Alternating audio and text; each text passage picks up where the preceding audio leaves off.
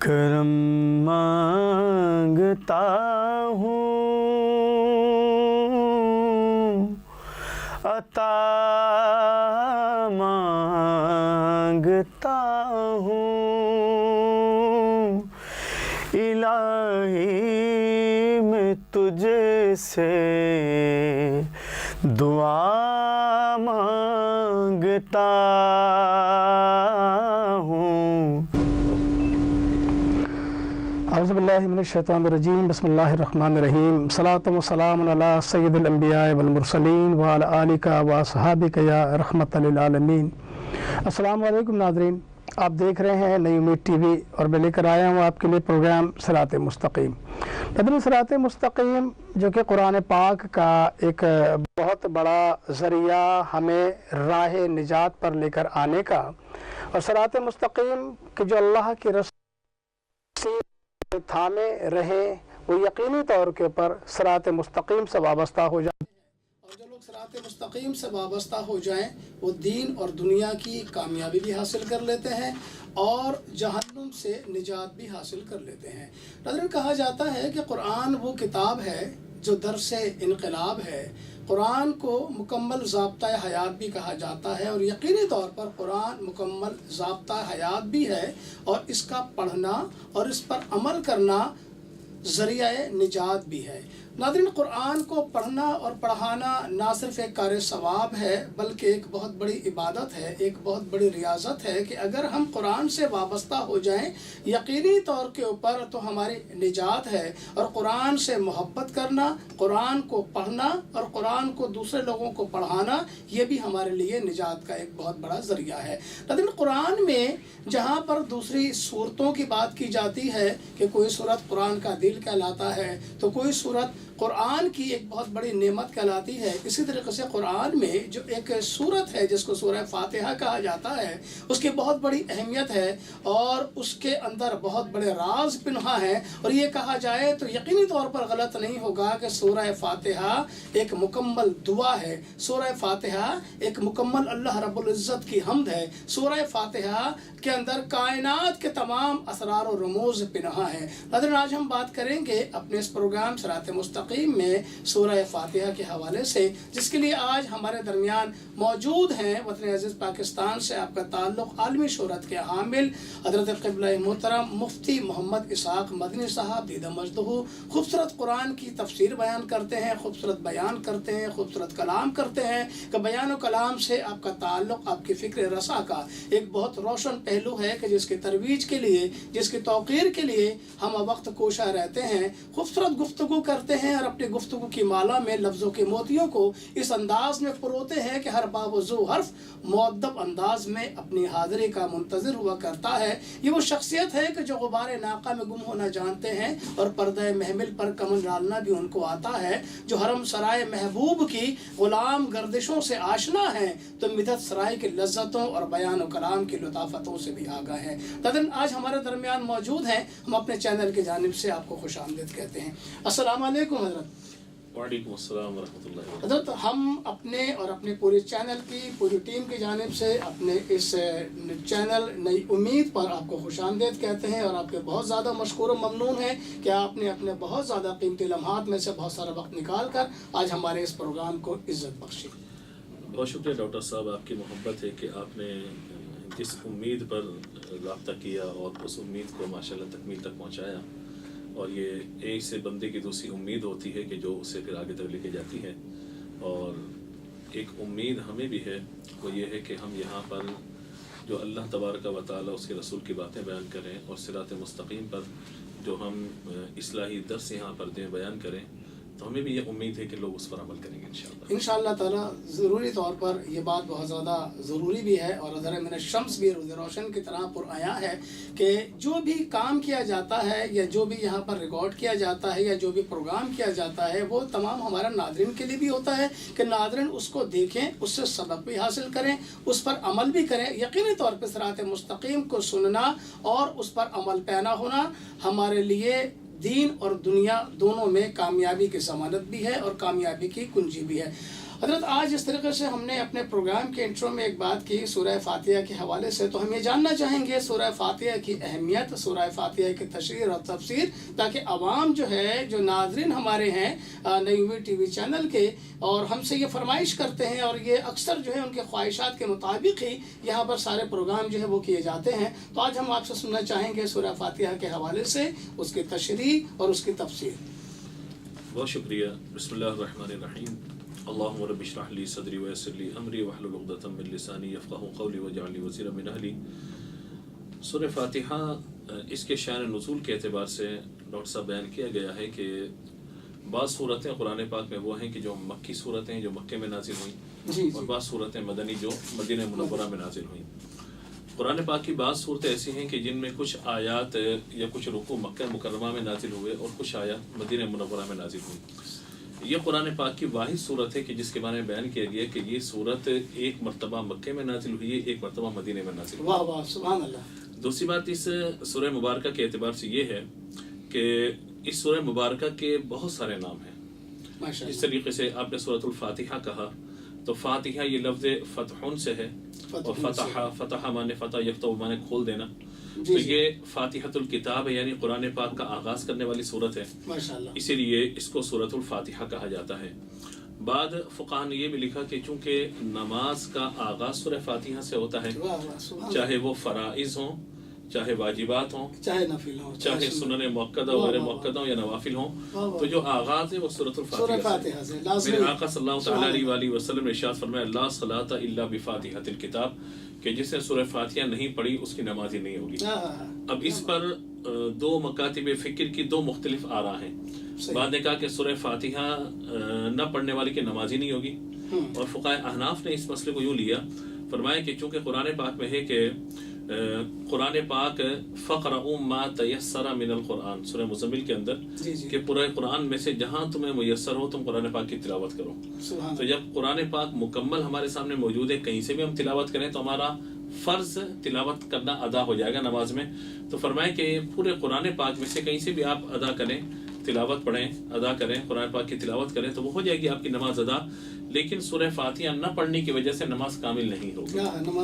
جب نماز کامل نہیں ہوگی تو اس کا مطلب ہے کہ فقہاء احناف کے نزدیک اس سورت کا، سورہ فاتحہ کا پڑھنا فرض کی ابتدائی دونوں رکعتوں میں، واجب یعنی وتر کی تینوں رکعتوں میں، اور سنن مؤکدہ اور نوافل وغیرہ کی ہر رکعت کے اندر لازم قرار دے دیا گیا۔ یعنی فرض کے آخری 2 رکعتوں کے علاوہ 4 رکعت والی جتنی بھی نمازیں ہیں سب میں ابتدا سورہ فاتحہ سے کی جائے گی، اور اس کے بعد کوئی اور سورت چھوٹی 3 آیتیں ہوں یا ایک چھوٹی سورت ہو یا بڑی ایک آیت ہو تو اس کو شامل کر کے نماز کو مکمل کیا جائے گا۔ اب یہاں پہ جو یہ بات ہے کہ سورہ فاتحہ کو واجب قرار دیا، وجہ اس کی کیا ہے کہ اس کی سب سے بڑی وجہ ایک تو یہ ہے کہ حدیث مبارکہ میں ذکر آ گیا، اور اس کے ساتھ ساتھ علماء نے یہ بھی فرمایا کہ لا صلاۃ الا بفاتحۃ الکتاب سے مراد یعنی اس کی نماز کامل نہیں ہوگی جس نے سورہ فاتحہ نہیں پڑھی۔ اور اس پہ دلیل کیا ہے؟ حدیث مبارکہ ہے لا صلاۃ لا ایمان لمن لا امانۃ له، کہ جو امانہ دار نہیں ہے اس کا ایمان نہیں ہے۔ کیا مطلب ہے؟ کیا وہ غیر مسلم ہو گیا؟ کیا وہ کافر ہو گیا؟ نہیں، بلکہ فرمایا کہ اس کا ایمان کامل نہیں ہے۔ جب ایمان کامل درجے پر اس کا نہیں ہے خیانت کرنے والے کا، تو لہذا اس اعتبار سے ہمیں سمجھنا چاہیے کہ جو سورہ فاتحہ کو بھولے سے اگر چھوٹ گئی، اس سے جان بوجھ کے ترک کرے گا تو نماز ہی نہیں ہوگی، واجب کا جان بوجھ کے ترک کرنا۔ لہذا بھولے سے اگر اس سے سورہ فاتحہ رہ جاتی ہے تو پھر اس کو سجدہ صاف کرنا پڑے گا تاکہ نماز کی تکمیل ہو سکے۔ اگلی بات اس حوالے سے فرمایا کہ اس سورہ مبارکہ کا ایک نام السبع المثانی بھی ہے۔ سبع مثانی، سبع 7 کو کہتے ہیں، سبع مثانی کا مطلب ہے ایسی 7 آیات کے جو بار بار پڑھی جاتی ہوں، بار بار تلاوت کی جاتی ہوں۔ سبع مثانی، مثانی بمعنی ثانی، یعنی دوسری مرتبہ پھر دوسری مرتبہ پھر دوسری مرتبہ بار بار پڑھا جائے۔ سورہ پارہ نمبر 14 میں اللہ تبارک و تعالی نے ارشاد فرمایا کہ وَلَقَدْ آتَيْنَاكَ سَبْعًا مِنَ الْمَثَانِي وَالْقُرْآنِ الْعَظِيمِ، کہ ہم نے 7 آیات نازل فرمائی ہیں اور قرآن پاک نازل فرمایا۔ تو علماء نے لکھا کہ یہاں 7 آیات سے مراد سورہ فاتحہ کی وہ 7 آیات ہیں کہ جو اللہ تبارک و تعالی نے 2 مرتبہ نازل فرمائی۔ سبحان اللہ۔ اس لیے فرمایا کہ اس سورہ مبارکہ کو سورۃ الکنز بھی کہا جاتا ہے۔ سورۃ الکنز، کنز بمعنی خزانہ، خزانہ، جس طرح حدیث قدسی کنت کنزا مخفیا فاحببت ان عرف فخلقتک یا محمد، کہ میں چھپا ہوا پوشیدہ خزانہ تھا میں نے چاہا اس بات کو پسند کیا کہ میں جانا جاؤں تو اے محمد میں نے آپ کو پیدا فرما دیا. تو اللہ کی معرفت میرے آقا علیہ الصلوۃ والسلام کے ذریعے اللہ تبارک و تعالیٰ کی بارگاہ تک رسائی, اور پھر حضور صلی اللہ تعالیٰ علیہ وآلہ وسلم پر نازل ہونے والے اس کلام میں جو سب سے بڑا خزانہ ہے وہ سورہ فاتحہ کی صورت ہے, اس کو سورۃ الکنز کہا گیا.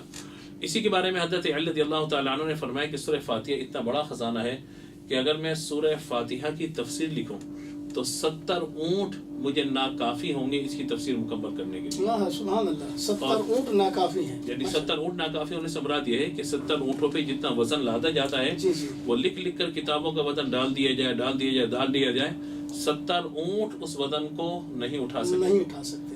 اور فرمایا کہ ایسے سورہ فاتحہ پورا قرآن ہو تو کیا ہوگا. کیا بات ہے. اس لیے علماء نے ایک بات اور لکھی آپ کی شان کے اعتبار سے, جب آپ نے یہ بات بیان فرمائی تو لوگوں نے کہا کہ سورہ فاتحہ کیا ہے, تو آپ نے فرمایا کہ پورا قرآن جو ہے وہ سورہ فاتحہ میں ہے. واہ سبحان اللہ. کیونکہ اصل اس میں آپ غور کیجئے تو اللہ تعالیٰ کی حمد کا بیان ہے, جی, اس کے رحمان اور رحیم ہونے کا بیان ہے, بالکل, اس کے مالک ہونے کا اور قیامت کے دن کا بیان سارا موجود ہے اس کے اندر. اسی طریقے سے اس کے ساتھ ساتھ اس کی عبادت کا اور اسے مدد طلب کرنے کا ذکر موجود ہے. آپ نے اپنے انٹرو میں صراط مستقیم کا ذکر کیا, اس میں موجود ہے, اور صراط مستقیم کیا ہے اس کا ذکر بھی موجود ہے, انعمت علیہم, اور پھر غیر المغضوب علیہم ولا الضالین یہودیوں اور عیسائیوں کا ذکر بھی اس کے اندر موجود ہے. تو فرمایا کہ اس صورت کو مکمل کرنے کے بعد آمین کہنا مستحب ہے. آمین کیوں کہا جاتا ہے؟ آمین بمعنی استجیب ہے, یعنی یا اللہ تو قبول فرما لے. غیر المغضوب علیہم ولا الضالین, یا اللہ جو کچھ میں نے پڑھا ہے اور جو میں نے دعا کی ہے یا اللہ قبول کر لے. کیونکہ سورہ فاتحہ فرمائے کہ سب سے بڑی دعا یہی ہے کہ بندہ سیدھے راستے پہ چلنے کی بھی دعا کر رہا ہے, انعام یافتہ بندوں کے راستے پہ چلنے کی بھی دعا کر رہا ہے, اور گمراہ اور غیر المغضوب علیہم ولا الضالین بھٹکے ہوئے گمراہ لوگوں سے بچنے کی بھی دعا کر رہا ہے. اب آپ بتائیے کہ ایک بندہ اللہ کا بندہ بن گیا, ایک بندہ صراط مستقیم پر آ گیا, ایک بندہ اللہ کے رحمان اور رحیم ہونے کا ذکر بھی کر رہا ہے, ایک بندہ اللہ تبارک و تعالیٰ کے معبود حقیقی ہونے اور مستعان حقیقی ہونے کا, یعنی یا اللہ تجھی سے مدد طلب کرتا ہوں, میں تیری ہی عبادت کرتا ہوں, میرا مقصد کچھ اور نہیں ہے میرے مولا, فقط یہی مقصد ہے میرا کہ تو راضی ہو جائے, میں تیری عبادت کر رہا ہوں, رکوع بھی تیرے لیے, سجدہ بھی تیرے لیے, قیام بھی تیرے لیے, قرات بھی تیرے لیے, میرا اٹھنا بھی تیرے لیے, بیٹھنا بھی تیرے لیے, تشہد بھی تیرے لیے, اللہ سب کچھ میرا ہے ہی تیرے لیے. جب بندے نے اپنا سب کچھ یہ کر دیا تو اخلاص کے اس منزل پر پہنچ گیا کہ جو اللہ تبارک و تعالیٰ چاہتا ہے کہ اس کا بندہ ہر چیز سے پاک ہو کر فقط میری عبادت کرے, میری بندگی کرے. اور زندگی آمد برائے بندگی, مولانا روم نے جو لکھا اس کو, زندگی آمد برائے بندگی, زندگی بے بندگی شرمندگی. تو یہ یہیں پر یہ بات صادق آتی ہے کہ بندہ اگر اس طرف آ جائے تو آپ یہ دیکھیے کہ اس سورۃ الدعاء بھی مکمل ہوتی ہے, سورۃ الکنز بھی مکمل ہوتی ہے. اور علماء نے ایک نام اور لکھا اس کا, فرمایا یہ سورۃ الشافیہ بھی ہے, شفا دینے والی. اب یہ ایک تصحیح میں کرتے چلو کہ بعض لوگ کہتے ہیں اللہ تعالیٰ نے شفا عطا فرمایا, شفا حفرۃ من النار. تو یہ شفا جو ہے یہ بمانا بھاڑ میں جانا, جو ہمارے جملہ تصور کیا بھاڑ میں جانا, آگ میں ڈالنا. واہ واہ ماشاء اللہ سبحان اللہ. زندگی آمد برائے بندگی, زندگی آمد برائے بندگی, اور زندگی بے بندگی شرمندگی. حضرت بہت خوبصورت گفتگو علامہ مفتی اسحاق مدنی صاحب فرما رہے ہیں, اور آج جو موضوع گفتگو ہے وہ ہے سورہ فاتحہ کی آمد, سورہ فاتحہ کی اہمیت, اور سورہ فاتحہ کی ہماری عملی زندگی میں کیا اہمیت ہے. بہت خوبصورت گفتگو ناظرین جاری ہے. اب ہمارے ساتھ رہیے گا, یہاں پر وقت ہے ایک بریک کا, اور بریک کے بعد ہم واپس آتے ہیں. کرم مانگتا ہوں, عطا مانگتا ہوں, الہی میں تجھے سے دعا مانگتا ہوں, کرم مانگتا ہوں, عطا مانگتا ہوں, الہی میں تجھے سے دعا مانگتا ہوں. ویلکم بیک ناظرین. ہم گفتگو کا آغاز وہیں سے کریں گے کہ جہاں سے ڈسکنیکٹ ہوا تھا, اور جہاں سے ہم وقفے پہ گئے تھے کہ زندگی آمد برائے بندگی, زندگی بے بندگی शर्मिंदगी। जी मुफ्ती साहब। जी बहुत शुक्रिया डॉक्टर साहब। मैं ये अर्ज़ कर रहा था कि इस सूरह मुबारक में जहाँ पर अल्लाह तबारक व तआला की इबादत का, बंदगी का जिक्र है, वहीं दुआ का जिक्र भी है, और इस सूरह मुबारक के बहुत ज़्यादा अस्मा होना इसकी फजीलत पे दलालत करते हैं। वाह सुभान इस तरह एक नाम इसका सूरतुश शाफिया है, सूरतुश शाफिया बमाना शिफा। शिफा। अच्छा, अब यहाँ पे एक तस्वीर ज़रूरी है, वो ये है कि बाद लोग शिफा को शफा पढ़ देते हैं, तो ये शफा पढ़ना दुरुस्त नहीं है। जिस तरीके से हुस्न इखलाक कोई लफ्ज़ नहीं है, ये अखलाक है। तो अल्फाज ज़बान और बयान की तस्वीर भी ज़रूरी है ताकि हमारे यहाँ जो ख़ास तौर पे उर्दू दाँ हैं वो इन चीज़ों को बेहतर अंदाज से देख सकें। यानी वो बिल्कुल एक पलट हो जाता है, मायने उसका कि शिफा के मायने ज़िंदगी का और शफा के मायने मौत के आ जाते हैं। जी अब आप इससे अंदाज़ा लगाइए कि कोई हमें कहता है कि हज़रत माह रमज़ान के महीने में आपका क्या इरादा है। माह रमज़ान के महीने में और शब बारात के दिन शब बारात की मुबारक रात। अब ये जो सब चीज़ें हैं ना कि वो सोचना चाहिए कि अल्फाज ज़बान बयान ये दुरुस्त हो ताकि सुनने वालों को कोफ्त महसूस ना हो किसी भी एतबार से। लिहाजा मैं ये अर्ज़ कर रहा था कि शिफा, किसी को हम दुआ देते हैं तो अल्लाह ताला उसे शिफा अता फरमाए, नहीं ये कि शफा। मेरे आका सल्लल्लाहु ताला अलैहि वसल्लम पर नाजिल होने वाली इस सूरह मुबारक को सूरत शिफा इसलिए भी कहा गया कि उलमा ने लिखा है कि ये सूरह मुबारक शाफी भी है, नाफी भी है, काफ़ी भी है। वाह वाह वाह सुभान अल्लाह। कि अगर इसको कोई शिफा के नियत से पढ़ता है तो शिफा उसको मिल जाएगी। नाफिअ इस एतबार से कि अगर कोई शख्स किसी भी ख़ास मकसद के लिए सूरह मुबारक को पढ़ता है, 7 आयात हैं, 7 मरतबा पढ़नी है और 7 दिन तक पढ़नी है। वाह क्या तो किसी भी नियत से पढ़े अल्लाह ताला उसको इस मामले में नफ़ा अता फरमाएगा। इसी तरीके से काफ़ी होने के एतबार से कि अगर इस सूरह मुबारक के तर्जमे और तफसीर पर ही बंदा अगर किफ़ायत करे, यानी उसी पर अमल करना शुरू कर दे और इन्हीं चीज़ों पे 7 आयात पर ही अगर अमल करना शुरू कर दे, अल्लाह तबारक व तआला के कायनात के मालिक होने का तसव्वुर हकीकी उसके जहन में मौजूद हो, उसके रहमान और रहीम होने का जिक्र उसके जहन के अंदर मौजूद हो, उसके अल्लाह तबारक व तआला के क़यामत के दिन के मालिक होने का तसव्वुर, इसी तरीके से उसकी बंदगी का तसव्वुर, उससे इस्तिआनत मदद तलब करने का तसव्वुर, और अल्लाह तबारक व तआला की बारगाह में ये दुआ करना, या अल्लाह मुझे सीधे रास्ते पर चला, और ये दुआ करना के रास्ता उन लोगों का ये पर तूने इनाम के उन रास्ता मुझे चलने की तौफीक अता फरमा, और उनके रास्ते से बचा कि जो गुमराह हुए या वो लोग के जो राह हिदायत से हटे हुए हैं, गैरिल मग़दूबी अलैहिम वलद्दालिन। तो लिहाजा जब बंदा इस तरह की दुआएं करता है और इस अंदाज में अपनी ज़िंदगी गुजारता है, यकीन मानिए उसको फिर किसी और चीज़ की ज़रूरत बाकी नहीं रहती। हमारे यहाँ नमाज गहरी नहीं है, हमने नमाजों में सोचो विचार ख़त्म कर दिया। हमने नमाजों के अंदर जब सूरह फातिहा पढ़ी है तो उसमें हमने तवज्जो करना छोड़ दी है। हमने अल्लाह तबारक व तआला की वहदानियत का यकीन तो रखा हुआ है, मगर उसको वहदहु ला शरीक किस तरह मानना है और उसके तकाजे क्या क्या है, इस तरफ हमारी तवज्जो नहीं रहती। तो ये बहुत ज़रूरी है कि इस सूरह मुबारक को इस एतबार से भी देखा जाए। हज़रत सईद बिन मुअल्ला रज़ियल्लाहु तआला अन्हु फरमाते हैं, अबू सईद रज़ियल्लाहु तआला अन्हु फरमाते हैं कि एक मरतबा मैं नमाज़ पढ़ रहा था, हुज़ूर अकरम सल्लल्लाहु तआला अलैहि वसल्लम ने मुझे बुलाया, तो मैंने सोचा कि मैं नमाज मुकम्मल करूं, फिर हुज़ूर की बारगाह में जाऊं। मैं नमाज मुकम्मल की और रहमत आलम सल्लल्लाहु तआला अलैहि वसल्लम की बारगाह में पहुंचा तो हुज़ूर सल्लल्लाहु तआला अलैहि वसल्लम ने इरशाद फरमाया कि मैंने तुम्हें आवाज़ दी, तुमने सुनी नहीं? उन्होंने कहा या रसूल मैं तो नमाज पढ़ रहा था। तो मेरे आका सल्लल्लाहु तआला अलैहि वसल्लम ने फरमाया, सूरह अनफाल की आयत नंबर 24, फरमाया क्या तुमने ये आयत सुनी, इस्तजीबू लिल्लाहि व लिर्रसूली इज़ा दआकुम लिमा युहयिकुम, ईमान वालों जब तुम्हें अल्लाह उसके रसूल बुलाए तो इज़ा दआकुम इस्तजीबू लिल्लाहि व लिर्रसूली इज़ा दआकुम लिमा युहयिकुम, जब वो बुलाएं तो उनके बुलाने पे फौरन हाजिर हो जाओ। हाजिर होने पे इनाम क्या मिलेगा? युहयिकुम, ये तुम्हें जिंदगी अता फरमाएंगे। अब उलमा ने लिखा कि ये जिंदगी से मुराद क्या है? बुलाने पर आ जाना, चाहे वो अपने घर में हो, चाहे घर से बाहर हो, चाहे हुज़ूर सल्लल्लाहु तआला अलैहि वसल्लम की बारगाह से कुछ दूर होकर नमाजी अदा कर रहे हो, वो चाहे वो कोई भी इताअत कर रहे हो या कोई भी मामला उनकी तरफ से हो, तो होगा यही कि जब अल्लाह तबारक व तआला के रसूल सल्लल्लाहु तआला अलैहि वसल्लम उन्हें बुलाएं तो बंदे को हाजिर होना बहुत ज़रूरी है। यही मामला हज़रत उबई बिन काब रज़ियल्लाहु तआला अन्हु के साथ भी हुआ और यही मामला हज़रत अबू सईद मुअल्ला रज़ियल्लाहु तआला अन्हु के साथ भी हुआ। तो जब वो हाजिर हुए तो आका अलैहिस्सलातु वस्सलाम ने उन्हें ये बात इरशाद फरमाई, तो उन्होंने अर्ज़ किया या रसूलल्लाह आइंदा मैं एहतियात करूँगा और जब आप बुलाएंगे मैं हाजिर हो जाऊँगा। यहाँ मैं ज़िम्नन एक बात और अर्ज़ करूँ, फिर उसके बाद हदीस को मुकम्मल करते हैं। फरमाया कि नमाज की हालत में कोई कलाम करे, कोई बातचीत करे, नमाज फासिद हो जाएगी। बिल्कुल। اسی طریقے سے نماز کی حالت میں بندہ چلنا شروع کر دے، قدم اٹھائے، نماز ٹوٹ جائے گی۔ تیسرا قاعدہ یہ ہے فقہ کا کہ نماز کی حالت میں چہرہ یا سینہ قبلے سے پھر جائے پورا تو نماز فاسد ہو جائے گی۔ تو اب آپ دیکھیے کہ اگر حضور صلی اللہ تعالیٰ علیہ وسلم نے طلب فرمایا تو یقیناً بندے جا کے، چوتھی بات یہ کہ اگر وہ سلام کرے کہ اس کو نماز کی حالت میں سلام کا جواب دے تبھی نماز فاسد ہو جائے گی، یہ 4 باتیں۔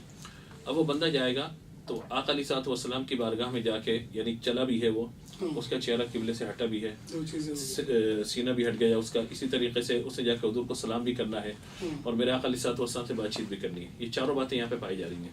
لیکن فرمایا کہ نماز 2 رکعت اس نے پڑھی تھی، مثال کے طور پہ 4 رکعت پڑھنی تھی پوری اس نے۔ اب آقا علیہ الصلوۃ والسلام کوئی بات ارشاد فرمایا، وہ اس کام کو کرے اور کام کو کر کے واپس پلٹ آئے۔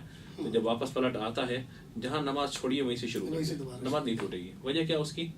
فرمایا کہ جس نبی کے حکم پر نماز کے لیے کھڑا ہوا تھا اسی کے حکم پہ واپس جا رہا ہے تو نماز کہاں سے فاسد ہوگی؟ سبحان اللہ، سبحان اللہ، ٹھیک ہے نا؟ جس نبی پر اس نے سلام پڑھا نماز میں تو نماز کے علاوہ سلام کی نماز کہاں سے ٹوٹ جائے گی؟ واہ سبحان ٹھیک ہے۔ اللہ۔ تیسرا یہ ہے کہ پہلے چہرہ قبلے کی طرف، کعبے کی طرف، اب کعبے کے کی طرف، تو نماز کہاں سے اس کی فاسد ہو جائے گی؟ اور جس نبی پر وہ نماز میں درود بھیج رہا ہے انہی سے تو کلام کر رہا ہے۔ سبحان اللہ۔ تو یہ علماء نے لکھا کہ نماز کی فاسد نہیں ہوگی، نماز نہیں ٹوٹے گی اس کی۔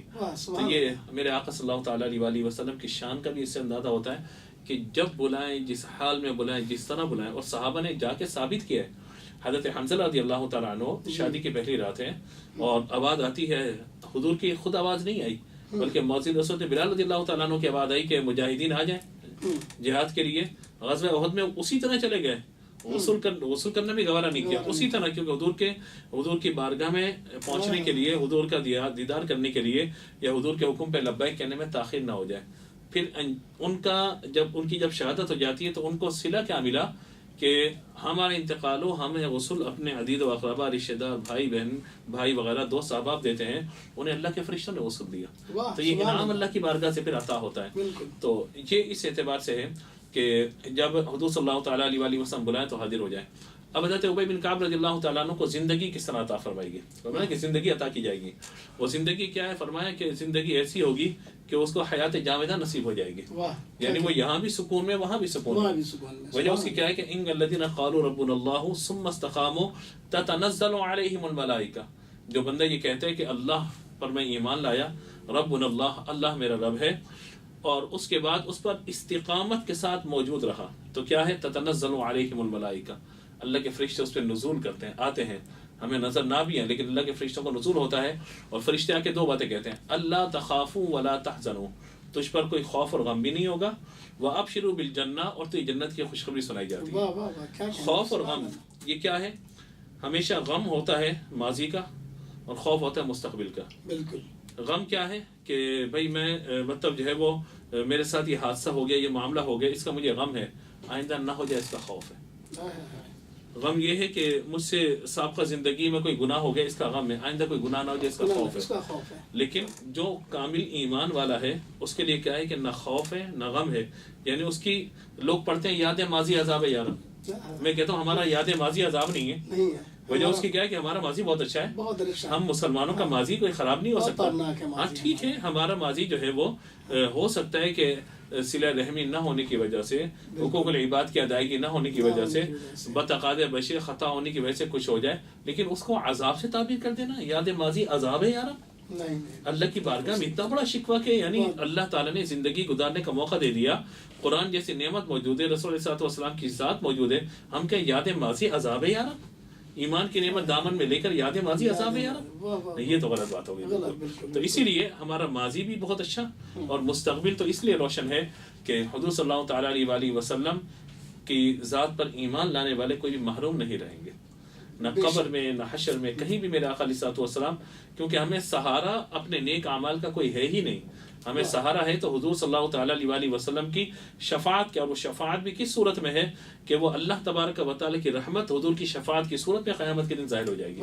تو بس یہی وہ ساری چیزیں ہیں۔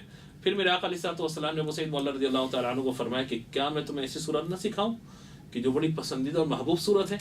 تو انہوں نے عرض کیا یا رسول اللہ کیوں نہیں؟ تو فرمایا کہ تم 7 مثانی پڑھا کرو۔ یا رسول اللہ 7 مثانی کیا ہے؟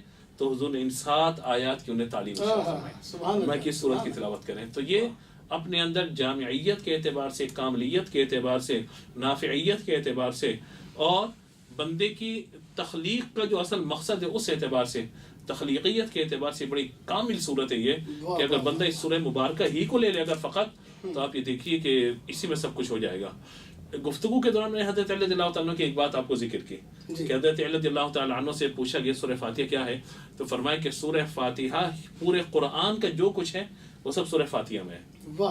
پورے قرآن کا سب کچھ سورہ فاتحہ میں، اور سورہ فاتحہ کا جو نچوڑ ہے، جو خلاصہ ہے، وہ جو ہے وہ بسم اللہ الرحمن الرحیم کے اندر ہے، اور فرمایا کہ پوری بسم اللہ کے جو خلاصہ ہے وہ حرف با کے اندر، حرف با کا خلاصہ اس کے نقطے کے اندر، فرمایا وہ میں علمی نقطہ ہوں جو میرے محبوب نے مجھے علم عطا فرمایا۔ اللہ اکبر، بہت خوب، بہت خوب۔ تو دیکھیے ذات علی کو اگر ہم دیکھ لیں، علی کو اگر ہم دیکھ لیں تو آپ یہ دیکھیے کہ علی اور تعلیم، یہ دونوں کتنے ملتے جلتے الفاظ ہیں نا، یہ تعلیم اور علی، آپ دیکھیے کہ اس کے اندر بھی عین لام اور یا جو ہے میم موجود ہے، اور تعلیم میں شروع میں تا ہے، آخر میں میم ہے، درمیان میں علی ہے۔ تو یہ غور کرنے والی بات ہے کہ اگر جس کے دل میں حضرت علی کی محبت موجزن ہو جاتی ہے تو تعلیم بھی آ جاتی ہے، تعلم بھی اس کے اندر آ جاتا ہے۔ وجہ کیا ہے کہ جس کو فیض ملتا ہے ایک استاد سے، پھر اس کے استاد سے، پھر اس کے استاد سے، کہیں نہ کہیں جا کر سلسلہ جا کر وہیں پہنچ جاتا ہے کہ انا مدینۃ العلم وعلی بابھا، کہ باب علم مصطفیٰ صلی اللہ تعالی، یعنی علم مصطفیٰ کا جو باب ہے، علم حضور کا، وسیلہ حضرت علی، اور وہ پہنچنا ہے بندوں تک۔ تو بس جو جتنا بڑھتا چلا جائے گا باب علم مصطفیٰ تک، دروازے تک پہنچتا چلا جائے گا، اندر داخل نہ بھی ہو پائے، اس باب سے بندے کو بہت کچھ مل جائے گا، بہت کچھ مل جائے گا۔ ناظرین، بہت خوبصورت گفتگو ہماری آج چل رہی ہے۔ پروفیسر علامہ مفتی اسحاق مدنی صاحب فرما رہے ہیں، اور گفتگو کا آغاز بھی ہوا سورہ فاتحہ سے، اور سورہ فاتحہ کی جو فضیلت ہے، اور سورہ فاتحہ میں جو راز پنہا ہے، آپ نے بڑی خوبصورتی کے ساتھ اس کو بیان کیا۔ اور ابھی آپ یہ فرما رہے تھے کہ اگر تم میں ہو علی کی گنجائش تو ہو تعلیم، اگر تم میں ہو۔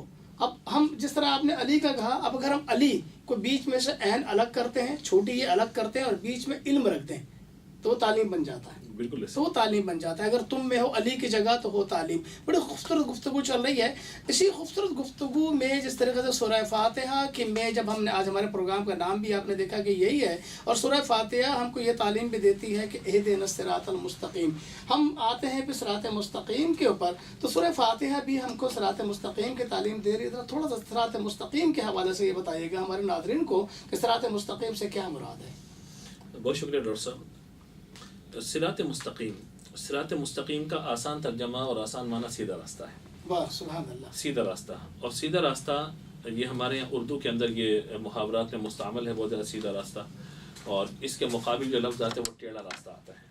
واہ سبحان اور اللہ۔ سیدھے راستے سے مراد یہاں پر جو ہے وہ یہ ہے جس کو ہمارے یہاں کہا جاتا ہے خط مستقیم، یعنی ایک سیدھی لکیر آپ لگا دیجئے، اس میں کوئی کجی نہ ہو، کوئی ٹیڑھا پن نہ ہو، اور اس لکیر کو دیکھ کے بندہ یوں کہے کہ واقعی بالکل سیدھی لکیر، کس اچھے انداز سے خطاط نے اس لکیر کو کھینچا ہے۔ اور یاد رکھیے گا اس لکیر کا جو آغاز ہے وہ نقطے سے ہے، نقطے سے، واہ، اس لکیر کو مٹاتے چلے جائے، مٹاتے آخر میں وہ نقطہ رہ جائے گا، نقطہ رہ جائے گا۔ اور یہ نقطہ جو ہے یہ اللہ تبارک و تعالی کی ذات، لفظ اللہ میں کوئی نقطہ نہیں ہے، اور اس کی ذات نقطہ نواز ہے، واہ واہ واہ، کیا وہی بات صراط ہے، مستقیم۔ سبحان اللہ، کیا بات ہے۔ یعنی مقصد میرا اور آپ کا کیا ہے؟ اللہ کو پا لینا، اللہ اس کی کی معرفت، اس کی خوشنودی، محبت، صحیح۔ اس کی حقیقت۔ جی، راستہ کیا ہے؟ انعم اللہ علیہم من النبیین والصدیقین والشہداء والصالحین، بڑا مقام اللہ کے انعام یافتہ بندوں میں۔ صراط الذین انعمت علیہم، انعمت علیہم کی جو تفسیر یہی ہے نا، انعم اللہ علیہم، انعام یافتہ بندے ہیں کون؟ انبیاء ہیں، بالکل، اس کے بعد جو ہے وہ صدیقین ہیں، اس کے بعد شہداء، پھر صالحین۔ صالحین۔ تو جانے کا طریقہ اللہ کی بارگاہ تک یہی ہے کہ پہلے صالحین تک آپ پہنچیں گے، ٹھیک ہے، فیض ان سے ملے گا، اس کے بعد آپ جو ہے وہ شہداء تک پہنچیں گے، پھر صدیقین تک پہنچیں گے، پھر نبیوں تک پہنچیں گے، پھر وہ نبی کا کام ہے اللہ تبارک و تعالی کی بارگاہ تک پہنچا دینا۔ ہمارے یہاں دو معنی اس میں بیان کیے جاتے ہیں اہدنا الصراط المستقیم میں۔ ایک فرمایا جاتا ہے کہ آسان سے میں یہ عرض کروں کہ ایصال الی المطلوب اور اراۃ الطریق، یہ فقہ میں اصطلاحات استعمال ہوتی ہیں۔ اراۃ الطریق کیا ہے؟ راستہ بتا دینا، اور ایصال الی المطلوب یہ ہے کہ مقصود تک پہنچا دینا۔ واہ، اہدنا الصراط المستقیم، اس میں یہی معنی بیان کیا گیا کہ ایک اللہ کے نبیوں کا کام جو ہے وہ یہی ہے کہ وہ سیدھا راستہ بتاتے ہیں، دکھاتے ہیں اور ہدایت کی طرف پہنچا دینا، یہ اللہ تبارک و تعالی کی طرف اس کی نسبت کی جاتی ہے۔ میں گفتگو سمیٹوں یہاں پر اور یہ بات میں عرض کروں کہ عوام کو سمجھانے کے لیے کہ ایک وہ شخص ہے کہ جسے کسی منزل پر پہنچنا ہے، آپ اسے پرچے پہ ایڈریس لکھ کے دے دیتے ہیں اور آج کل تو جدید دور ہے، گوگل پہ آپ نے سرچ کیا، بتایا بھائی یوں جاؤ گے اور اس کو جو ہے مطلب لوکیشن پہ ڈال دو تو پورا آپ کو جو ہے مطلب وہاں تک لے کے چلا جائے گا یہ۔ لیکن ہو سکتا ہے بہکنے کا اندیشہ، ہو سکتا ہے کہ جس لوکیشن پہ آپ جائیں وہاں پہ راستے میں ٹریفک جام ہو سکتا ہے کوئی مسئلہ ہو جائے، وہاں سے آپ نہیں جا سکیں، راستہ چینج کرنا پڑے گا۔ اب راستہ تو بتا دیا، منزل وہ ہے، لیکن پہنچنے میں کوئی نہ کوئی راستے میں دشواری مشکل آ سکتی ہے۔ لیکن ڈاکٹر صاحب آپ نے جانا ہے فلاں جگہ پر اور میں نے بھی جانا ہے فلاں جگہ پر، میں نے آپ سے راستہ پوچھا، آپ نے مجھے راستہ لکھ کے بتا دیا بھائی یہ طریقہ ہے، وہاں پہنچ جائیے۔ لیکن ایک یہ ہے کہ آپ نے مجھے اپنے ساتھ ہی بٹھا لیا اور کہا کہ جناب وہاں چلے میں پہنچا دیتا ہوں وہاں پہ، تو میرے اکیلے جانے میں تو کہیں نہ کہیں کوئی ڈر خوف ہے کہ بچھڑنے کا۔ لیکن اگر میں ہادی کے ساتھ ہی منسلک ہو گیا، ہدایت پہ پہنچانے والے ہادی اور مہدی، یعنی جو خود ہدایت پر ہو اور ہدایت پر لے جانے والا ہو، ہدایت کا پہنچانے والا ہو، تو اگر میں اس کے ساتھ منسلک ہو گیا تو پھر میرا بچھڑنا ممکن نہیں ہے، منزل پہ نہ پہنچ سکوں، ایسا ہو نہیں سکتا۔ تو صراط المستقیم کیا ہے؟ صراط مستقیم میرے آقا علیہ الصلوۃ والسلام کی ذات گرامی ہے۔ حضور کے دامن سے جڑ جائیں تو بس حضور کے دامن سے جڑ جائیں گے تو پھر کیا ہے کہ جب حضور صلی اللہ تعالیٰ علیہ وسلم کے دامن سے بندہ جڑ گیا تو دنیا میں بھی خائب و خاسر نہیں ہوگا، آخرت میں بھی خائب و خاسر نہیں ہوگا، اور کامیابی اس کا انتظار کر رہی ہوگی، کیونکہ یہ آئے گا کہ حضور کا غلام بن کر، یہ آئے گا حضور کا امتی بن کر۔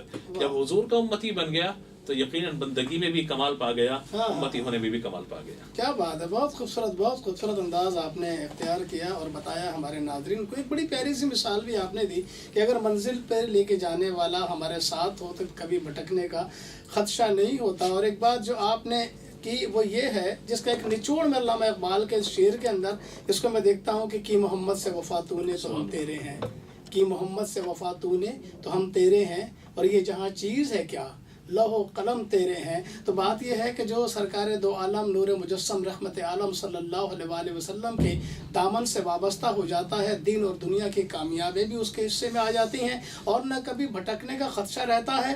دین کے ساتھ ساتھ وہ دنیا میں بھی کامیاب ہوتا ہے اور آخرت میں بھی وہ کامیاب ہوگا۔ ناظرین، یہاں پر ہمارے پروگرام کا وقت ختم ہوتا ہے۔ اپنے میزبان ڈاکٹر فہیم دانش کو اور آج ہمارے مہمان جناب پروفیسر مفتی محمد اسحاق مدنی صاحب تشریف لے کر آئے ہیں، بہت زیادہ مشکور و ممنون ہیں آپ کے۔ ہم دونوں کو اجازت دیجیے، اللہ حافظ، آپ اپنا بہت زیادہ خیال رکھیے گا۔ کرم مانگتا ہوں، عطا مانگتا ہوں، الہی میں تجھ سے دعا مانگتا